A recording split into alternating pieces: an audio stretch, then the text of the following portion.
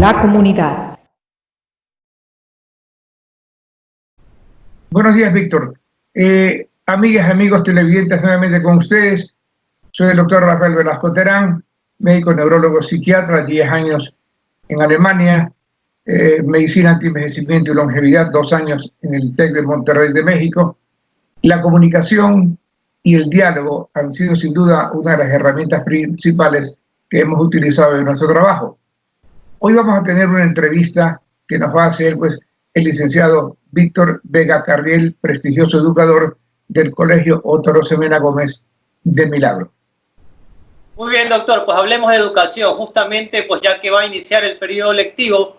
¿Para qué ir a la escuela en el siglo XXI si se lo puede hacer virtualmente, como lo plantea justamente la situación que vivimos?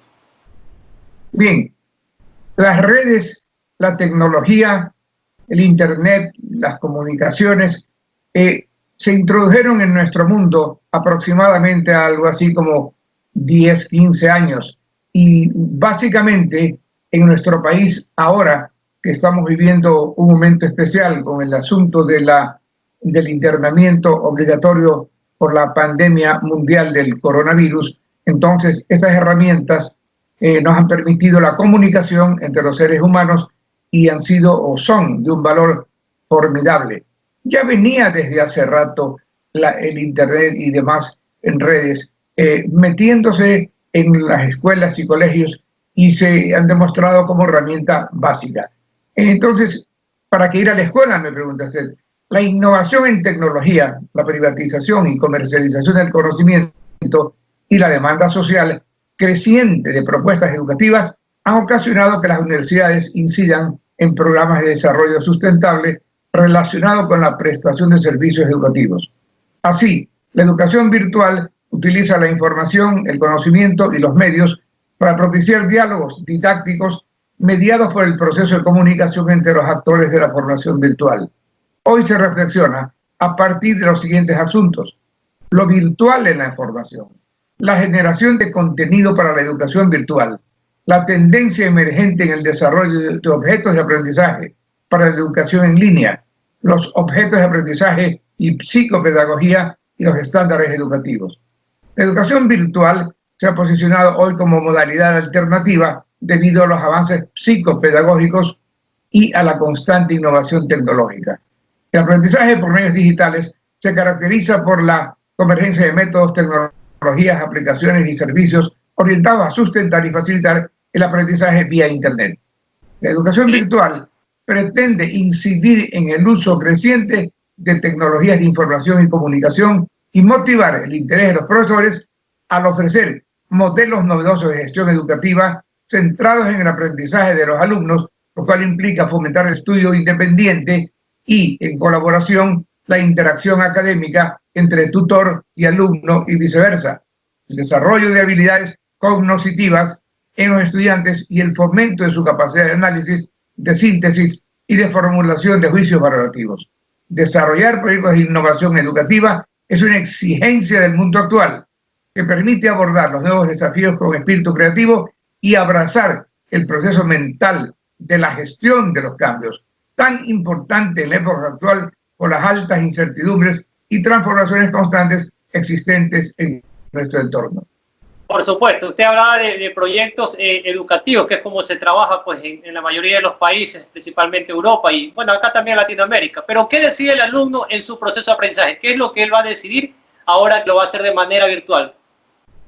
Va a ser vital para el alumno que hace rato los niños y niñas nos están demostrando que nacen ya con una educación básica obtenida por vía genética, lógicamente, de manera que para ellos, por ejemplo, si a un niño de 2 o 3 años les damos, por ejemplo, un celular, qué fácil es para ellos aprenderlo sin que nosotros les digamos nada, mientras que a nosotros, gente de algunos años, nos costó muchísimo tiempo el aprender toda esa tecnología, lo cual indicaría que la tecnología viene ligada ya a la genética en los nuevos seres humanos. ¿Usted considera entonces que no es difícil de que el estudiante sí pueda manejar la educación por computadora?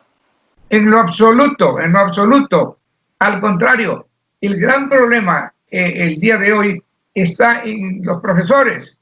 O sea, generación, gente, correcto, generación de 40 a 70 años que no han conocido nada o muy poco al respecto. Entonces, lo que se impone ahora es una capacitación a los profesores y profesoras en todas las áreas de la tecnología, de manera de que ellos puedan manejar estos instrumentos y estar al revés de lo indicado, al nivel de los alumnos.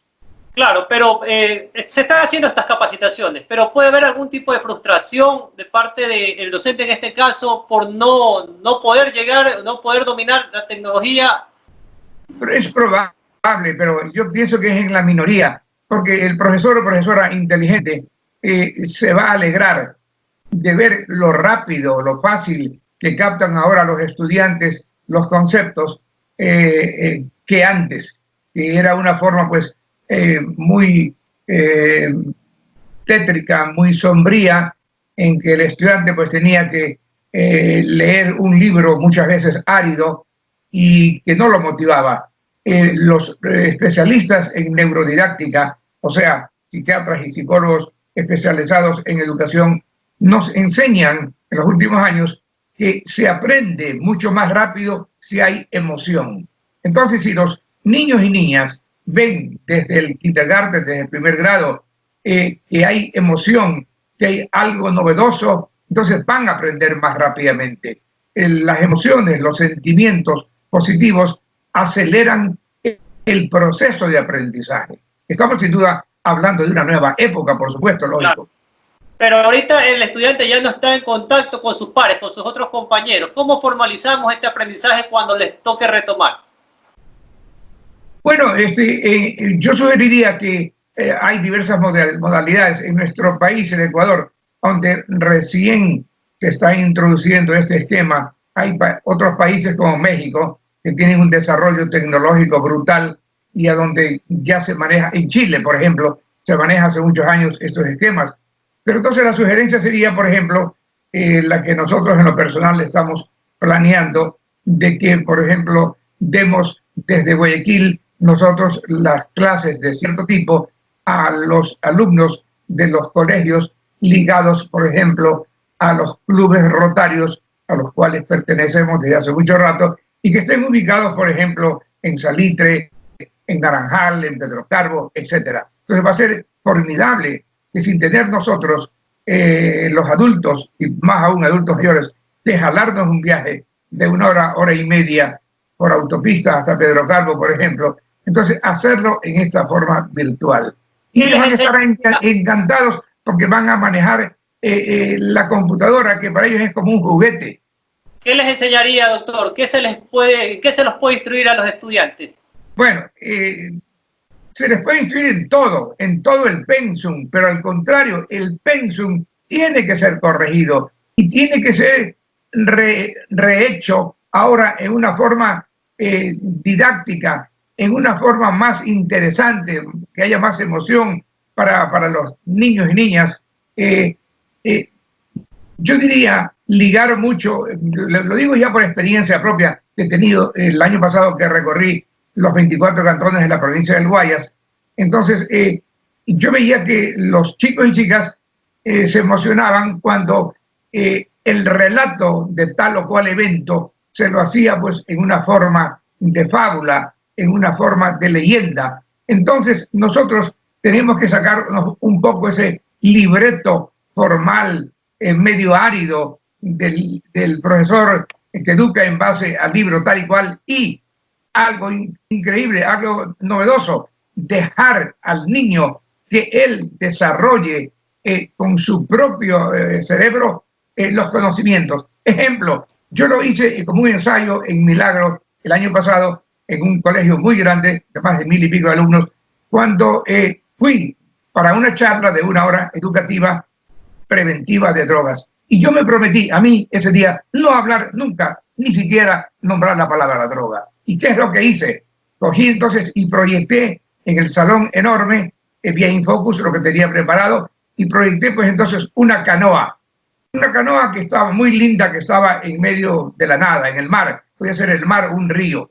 Les pregunté a los 50 alumnos y alumnas, y siempre las niñas las más dispuestas a colaborar. Enseguida me dijo una, doctor, como diciendo, no me pregunte tonteras, es una canoa. Y luego después le dije, bueno, ¿qué le falta a la canoa? Entonces enseguida me dijo otra, le falta pues los remos o el motor. Ah, entonces le falta algo con que moverse. ¿Qué más? Le falta pues un hombre, una mujer, un marinero, correcto.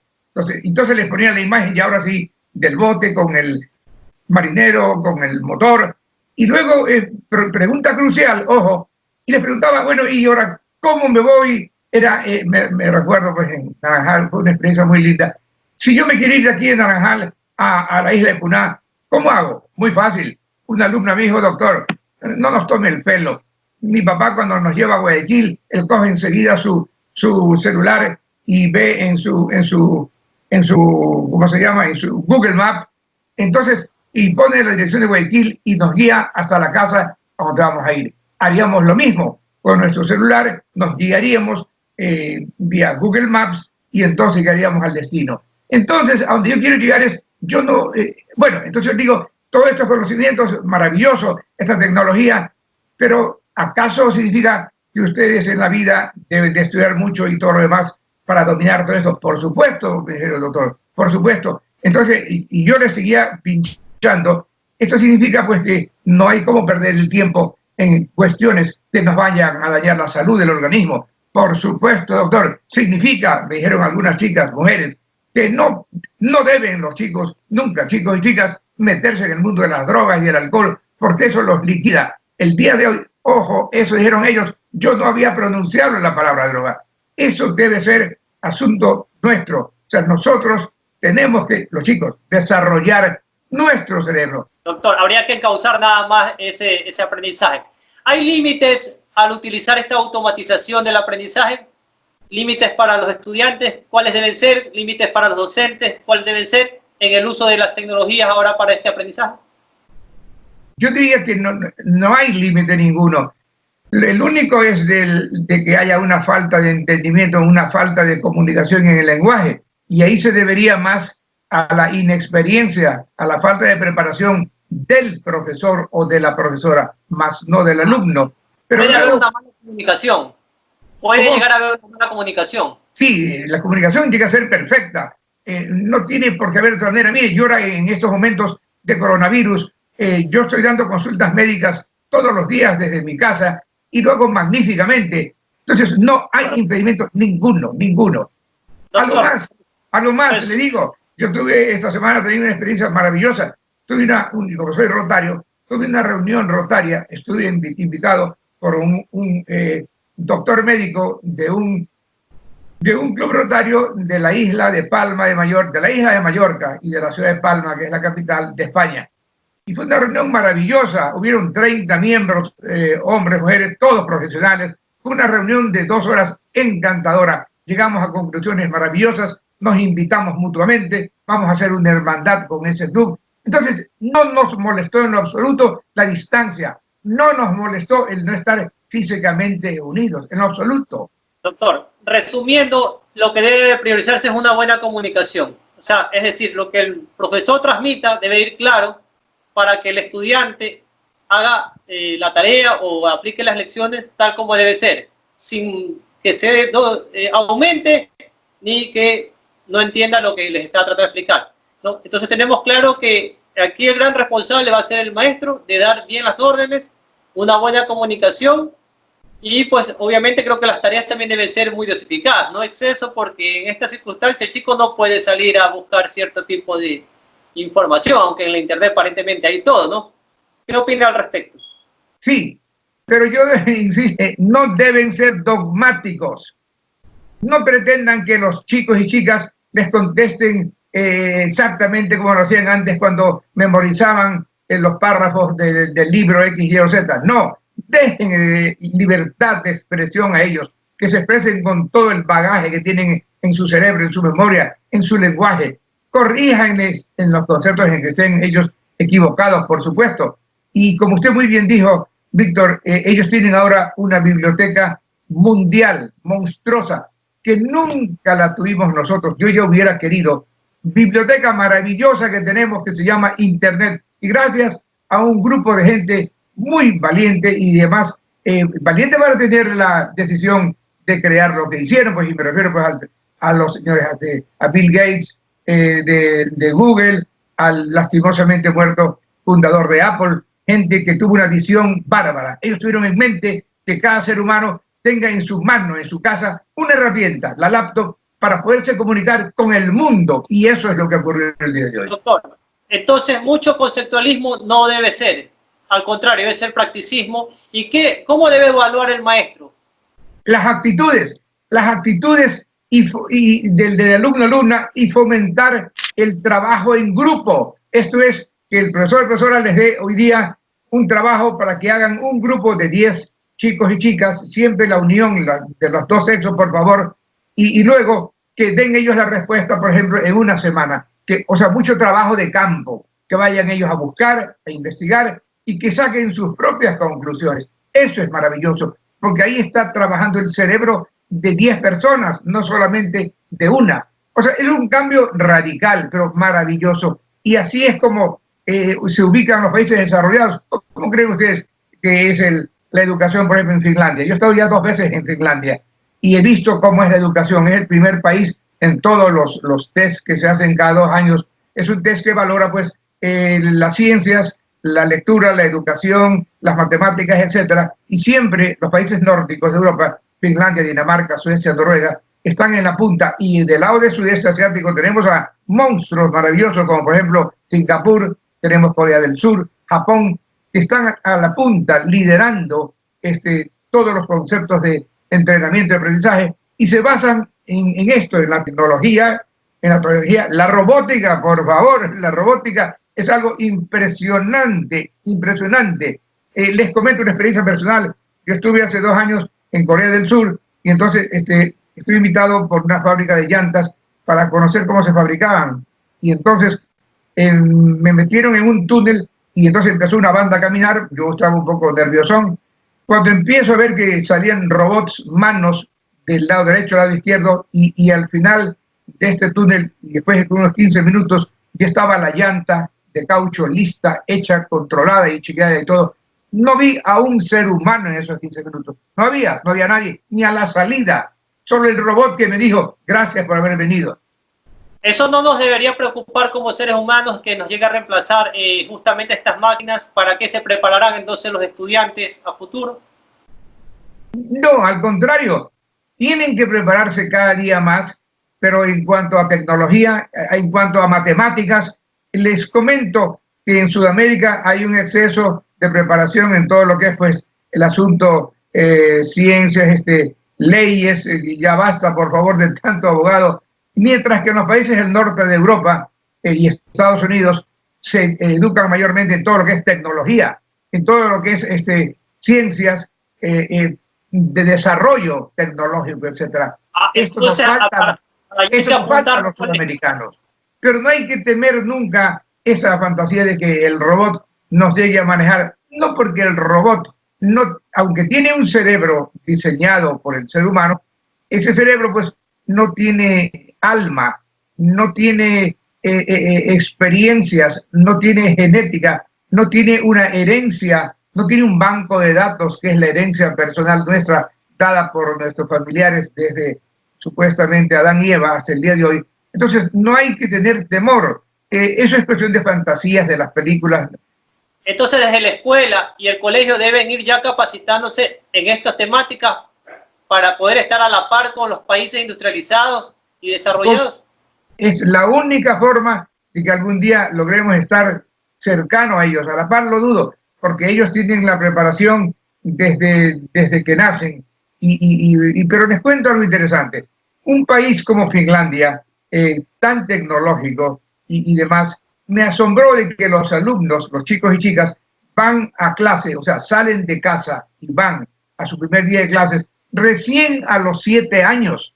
Ojo, 7. No es como aquí que ya la madre que quiere alborozar, tener su primer hijo y el fruto del amor, ¿verdad? Ya a los 3 años no lo soporta el chico, lo lanza al pre-kinder, recontra kinder. Allá no, ahí están los 7 años en casa recibiendo de los padres las enseñanzas de ellos, de normas, de valores, de educación, cultura, conceptos espirituales, de vivir en grupo, del amor al prójimo, etcétera, etcétera. Eso es vital, ese desarrollo, y eso es una base para el chico y chica para desarrollarse libremente, porque tienen una base de datos maravillosa, la de la genética, más esta que le han dado su padre y madre en los 7 primeros años de vida conjunta.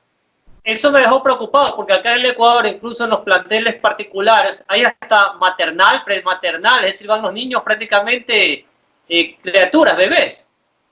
Bueno, son conceptos en mi aspecto personal, son conceptos trasnochados. Son conceptos que nos trajeron a la ligera de Estados Unidos, porque sí, en cierta época en Estados Unidos se utilizaban esos esquemas. Se utilizaban esos esquemas en Estados Unidos cuando después, pues, de la Segunda Guerra Mundial, ingresaron, pues, las mujeres al trabajo intensamente junto con los hombres, y entonces había que dejar, pues, a los niños y niñas en algún sitio. Pero en los países nórdicos, lo que te estoy hablando, donde hay gente muy pensante, muy cerebral, no se han olvidado nunca de la parte esta emocional. El ser humano, pues, no solamente es el cerebro que piensa con matemáticas y todo, sino que tiene una parte inmensa, un área inmensa, que es la parte emocional, que después de todo es la que maneja nuestra conducta. Hasta la gente que comete barbaridades en el mundo tiene sentimientos para alguien, tiene como un nicho en su cerebro dedicado a algo o a alguien. Y entonces esa parte, la parte espiritual, que no tiene que hacer nada con religión, pero ligada con las emociones y con los sentimientos, esa parte nunca la vamos a poder eliminar. Por ejemplo, ver un atardecer cuando el sol está ya en el horizonte yéndose, y luego toda esa magia de colores y de todo lo demás, eso es una maravilla. Eso no nos va a quitar nadie, ningún régimen, ni comunista ni capitalista. Eso está ligado hasta nuestra estructura humana, al sentimiento. Las emociones y sentimientos, eso hay que aprenderlas a manejar, pero en sentido positivo, o sea, ser bueno con los demás, jamás pensar en sentido negativo, es unirse a los demás, unirse al prójimo. Recapitulando esa parte, entonces, ¿a qué edad usted considera que en nuestro medio debería el estudiante ingresar al sistema escolar, a su aprendizaje formal? Yo diría que está bien que ingrese a los 6 años, pero yo sugeriría, aquí se impone, y ya vamos a hablar de otro capítulo enorme, la escuela para padres. Este es un concepto que ni existe en nuestro país, y novedoso, y que sí existe, por supuesto, en los países nórdicos que hablamos, en Estados Unidos, Europa.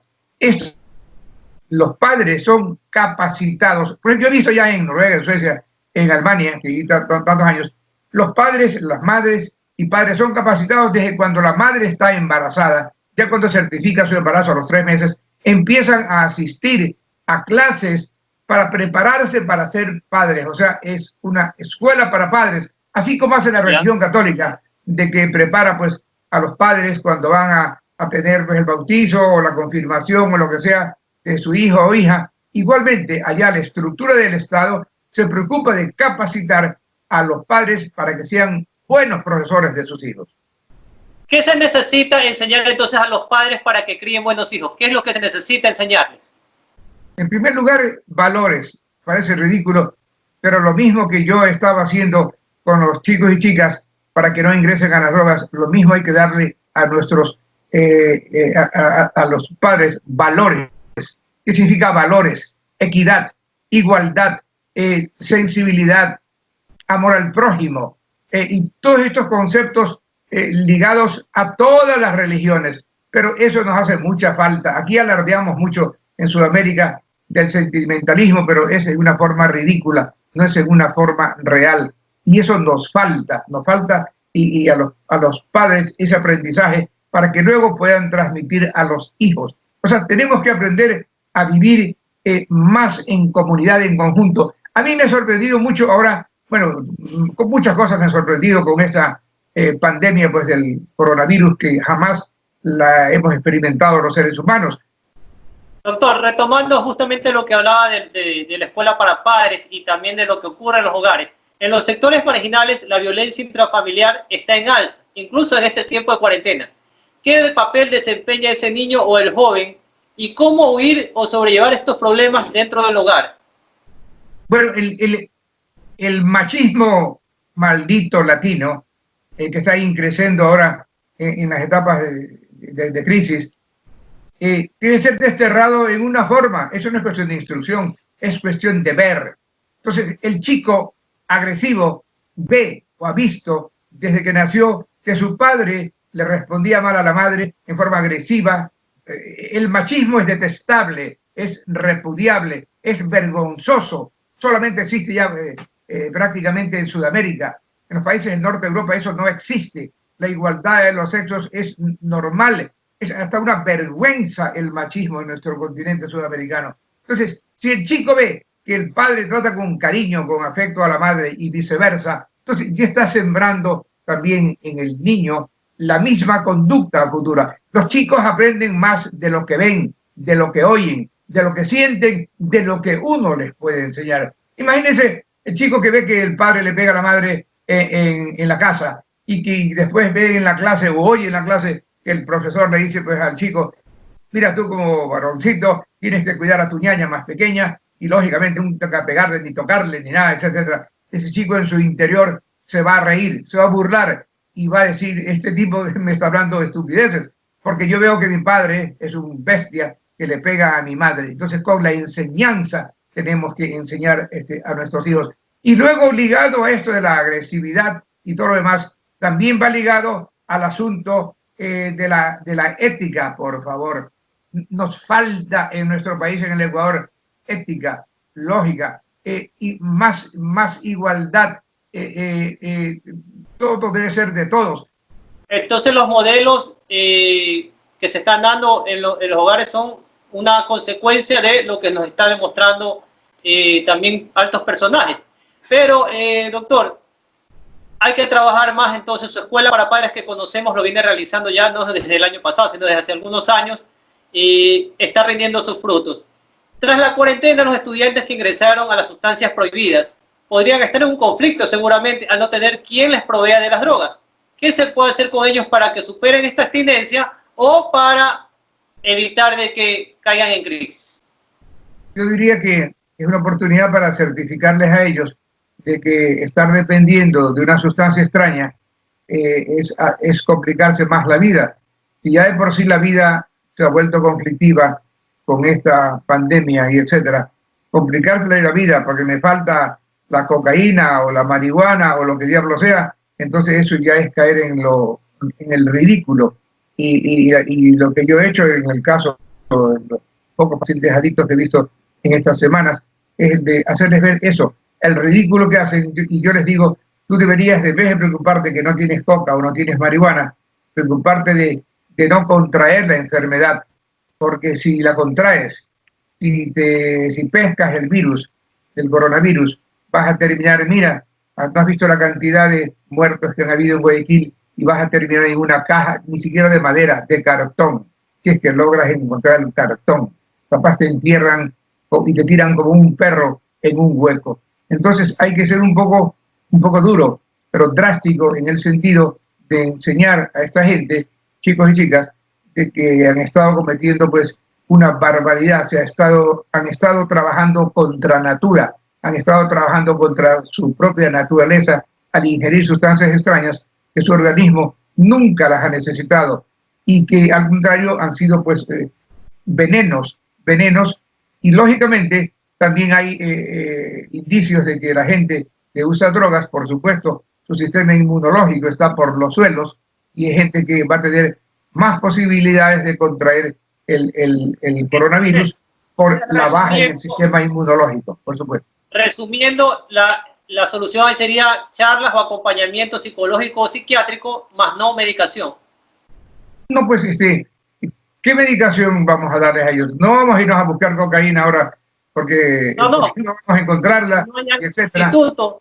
Y ni siquiera sugeriría ni siquiera ansiolíticos. Les doy yo, o en los pocos casos que he tenido adictos, les doy yo, porque yo digo, ustedes tienen que fajarse a solas, ustedes se metieron en ese hueco, tienen que salir del mismo a solas. ¿Con qué?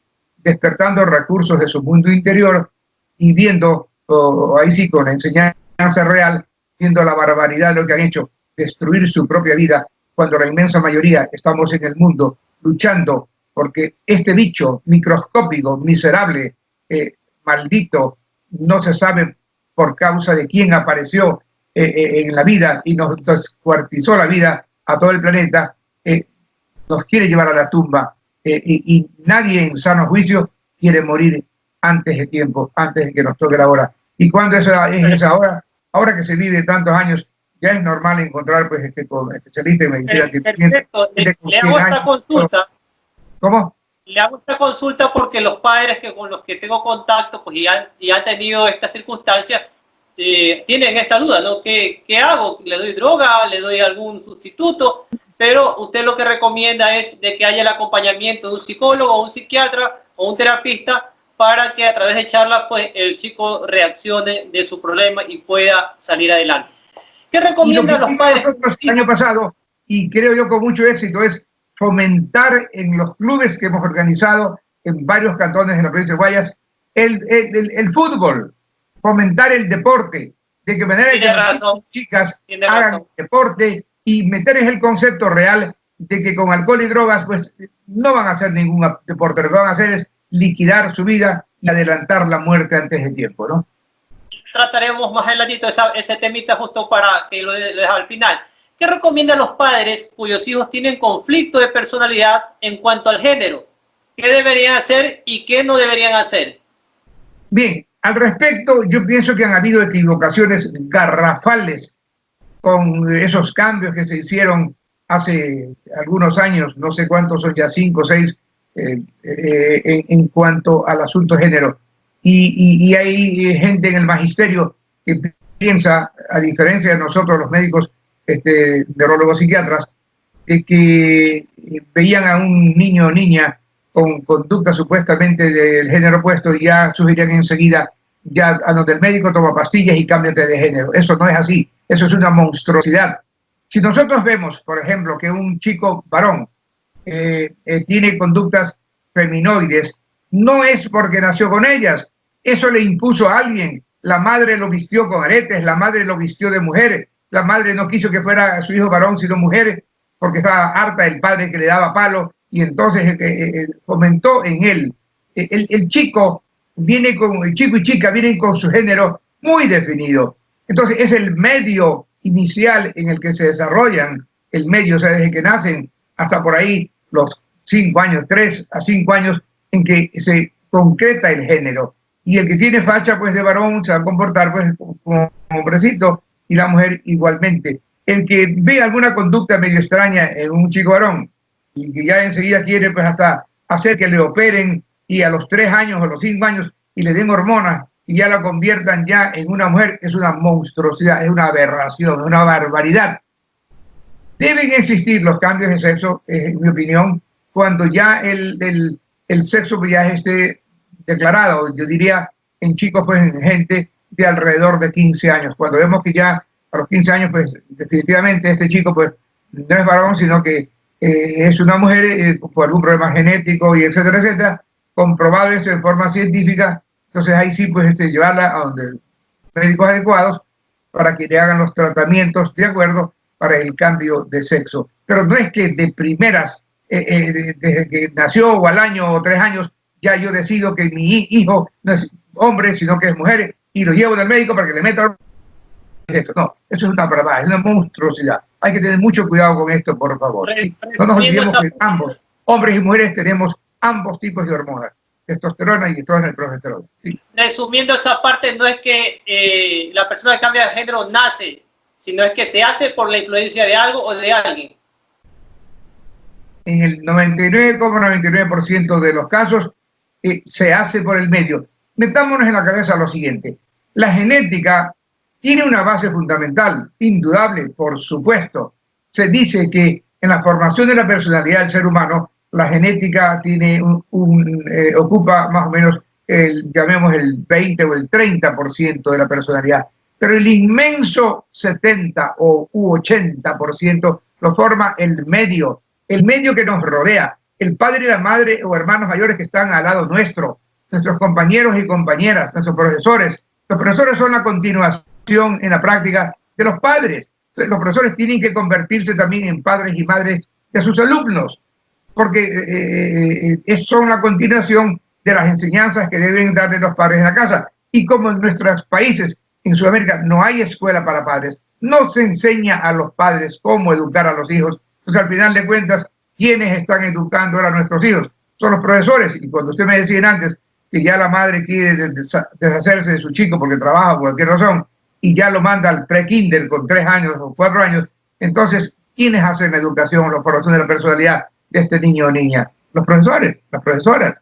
Entonces, ustedes, los profesores y profesores, están enfrentados ahora a una nueva fase en la vida de la educación del profesorado, del magisterio. La fase de también ser medios padres y madres de sus alumnos y, ojo, lo que hablamos en antes, también ser ya expertos en tecnología, en computación, en internética, en informática, y no le tengan miedo a todo esto, que todo se puede aprender en la vida. Lo único que se necesita pues es la dedicación y la decisión para hacerlo.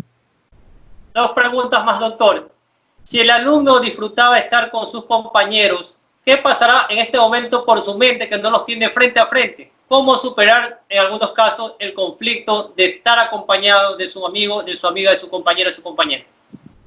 Bueno, puede el niño o niña puede tener con sus amigos, formar lo que se llama un grupo, una terapia grupal entre niños, vía Zoom, por ejemplo, vía Internet. Entonces se reúnen y pueden entre ellos tener una reunión que resulta tremendamente agradable. Le contaba antes de la experiencia que tuve el otro día con ese Club Rotario de España, y entonces estuvimos como con 24 personas y el que habla. Y fue una experiencia tremendamente interesante, valiosísima, y más aún al saber que nos estábamos mirando, sintiendo y disfrutando, y estábamos a 10.000 kilómetros a la distancia. Lo mismo se podría hacer con los niños, y ellos van a saber del esquema del Zoom más que nosotros los adultos, y que ellos tengan pues sus reuniones en Zoom, ¿no? Reunidos 5, 10, 8 chicos en una reunión de terapia grupal entre ellos, y van a ver cómo aprenden entre ellos mismos. En este caso serían los chicos que están dentro del rango normal o extrovertidos, pero ¿considera que los estudiantes introvertidos les está cayendo bien tener estas clases online o estar alejados del resto de compañeros, o va a fomentar esa introversión el estar separados del círculo social que los rodeaba en clases? Si les introducimos en los conceptos tecnológicos modernos, y que ya se han metido muchísimo en nuestros países en Sudamérica, les va a hacer bien a ellos. Capaz algún niño tímido que no desarrollaba estando junto a sus compañeros físicamente, va a hacerlo ahora en una reunión de Zoom, por ejemplo, ¿no? Entonces, yo veo que al contrario va a ser más factible que ellos desarrollen sus emociones, etcétera, etcétera. Luego, parte importantísima en cuanto a la didáctica, a la neurodidáctica y al neuroaprendizaje, que son áreas nuevas en el aprendizaje que se están desarrollando en Europa de una forma terrible, a velocidad de cohete. Yo me he metido mucho en eso el último año. Si mezclamos el aprendizaje normal, que a veces es un poco tedioso, con la fantasía, entonces va a ser muchísimo más agradable y se va a despertar más el entusiasmo, especialmente de estos chicos introvertidos, tímidos y etcétera. Por ejemplo, que vean una película del descubrimiento de América narrada, por ejemplo, en YouTube, una película en que se ven los barcos, los marineros, una cacería, por ejemplo, de animales en el Ártico, un viaje a la estación, como vi el otro día en la Antártida, del grupo de científicos alemanes, cómo se llega allá en un avión y después cómo están ellos allá a 50 grados bajo cero viviendo en un edificio especial y cómo cultivan dentro de ese edificio legumbres, cómo tienen una área especial para cultivar en cultivos hidropónicos, ¿no? Eso en agua, todo, tienen todo, todos los vegetales, como que estuvieran acá en la tierra a 0 grados o 20 sobre cero, allá están 50 bajo cero. Entonces, todas estas experiencias novedosas van a estimular a los niños. Yo me recuerdo que a mí me impresionó mucho cuando en una de las clases que di el año pasado en un grupo en Naranjal, una chica me dijo, cuando yo les pregunté a 50 chicos, chicas, ¿qué quiere ser de adulto? Una me dijo muy seria, muy formal: doctor, yo quiero ser astronauta. Entonces yo le dije, los chicos se le rieron. Entonces yo les dije, ¿por qué se le ríen? Entonces les dije yo a los chicos varones, entonces ustedes están atrasados de noticias. ¿Acaso no saben, no han visto ustedes en las noticias en internet hace rato que hay una estación espacial en el espacio, hace como ya 10 años, que la manejan pues básicamente pues los norteamericanos con los rusos y los europeos, y a la cual cada 3 meses va un cohete para hacer un recambio de astronautas, y es normal que de los 3 que van, mínimo 1 sea una mujer? Entonces ahí se me quedaron callados y se les acabó la ironía y la risa y el bendito machismo. Entonces tenemos que meterlos en estas áreas del aprendizaje, ¿no? Correcto, para que se den cuenta la realidad del día de hoy. Estamos por cerrar este lindo encuentro pues sobre educación. Hay un concepto que siempre le he escuchado, del cual me he grabado mucho, ¿no? Que la gente a veces dice, estoy cansado, me siento cansado, pero usted ha expresado muchas veces que ya descansaremos cuando partamos al más allá. Capaz la vida para mucha gente fue muy fácil, muy cómoda. En los últimos años, yo diría que en los últimos 20, 30 años, los padres cometieron el error inmenso de sobreproteger a los hijos y a su vez los abuelos, a los nietos y etcétera. Y entonces ahora van a tener que fajarse con la vida cada día si es que esperan algún día llegar a ser alguien. Bueno, pues hemos conversado con el doctor Rafael Velasco Terán, pues neurólogo, psiquiatra, que nos ha hablado de educación. Algunos consejos muy útiles e importantes que los vamos a compartir con el magisterio a través de las redes sociales. Muchas gracias, doctor. Buen día por acompañarnos. A usted, Víctor. Felicidades.